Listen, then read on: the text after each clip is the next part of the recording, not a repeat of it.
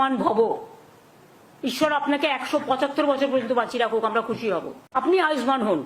কি দোষ বলুন? কেন আপনি বাংলার বাড়ির টাকা বন্ধ করেছেন 4 বছর ধরে? তাও তো আমরা 16 লক্ষ প্লাস 12 লক্ষ 28 লক্ষ বাড়ি করে দিচ্ছি এই 1-1.5 বছরের মধ্যে। বাদ বাকি যেটুকু থাকবে সেটুকু করে দিয়েছি, করে দেবো। আর আগেও যে 47 লক্ষ বাড়ি করেছি, তার মধ্যে মনে রাখবেন আমাদেরও কন্ট্রিবিউশন ছিল 40 প্লাস ল্যান্ড 50%। আর স্বাস্থ্যসাথী আপনার এইসব কিসব করেছেন, আয়ুষ্মান টায়ুষ্মান, আপনি আয়ুষ্মান হন, আয়ুষ্মান ভব। ঈশ্বর আপনাকে 175 বছর পর্যন্ত বাঁচিয়ে রাখুক, আমরা খুশি হব। কিন্তু মনে রাখবেন আমাদের এখানে স্বাস্থ্যসাথী স্কিম আছে 5 লাখ টাকার। আপনার কাছে দয়া ভিক্ষে আমি নেব না, তার কারণ আয়ুষ্মান স্কিমে স্টেট গভর্নমেন্টকেও 40% টাকা দিতে হতো। আমি কেন আপনাকে 40% টাকা দেবো? আর তার মধ্যে তো 1.5 কোটি লোক পেতো, বাদ বাকি পেতো না। 11 কোটি লোক কি করতো যারা পেতো না? আমরা তো সবাইকে দিই যারা প্রাপ্য, যাদের প্রাপ্য হওয়া উচিত। এবং আমরা 5 লাখ টাকা প্রতি পরিবারকে দিই। লো কস্ট ট্রিটমেন্ট একমাত্র বাংলায়। আমাদের কত হসপিটাল রয়েছে, আমাদের ট্রিটমেন্ট বেস্ট ইন ইন্ডিয়া।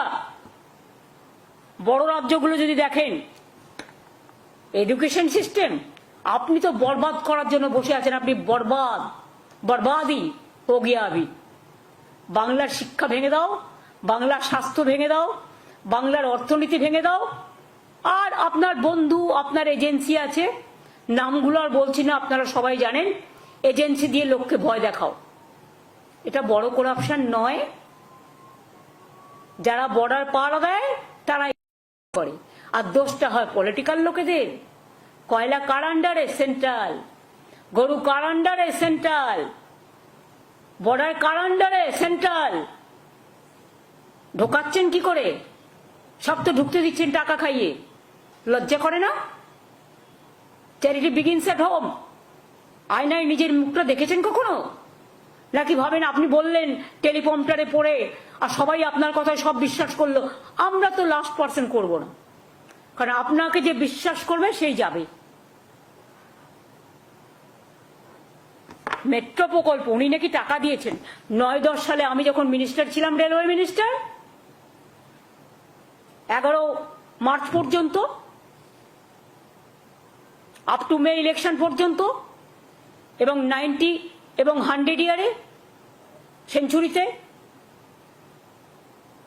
তখন এই প্রজেক্টগুলো করে আমি পিঙ্ক বুকে টাকা রেখে এসেছিলাম। আমি থাকলে আমি প্রোগ্রামগুলো 1 বছরের মধ্যে করে দিতাম।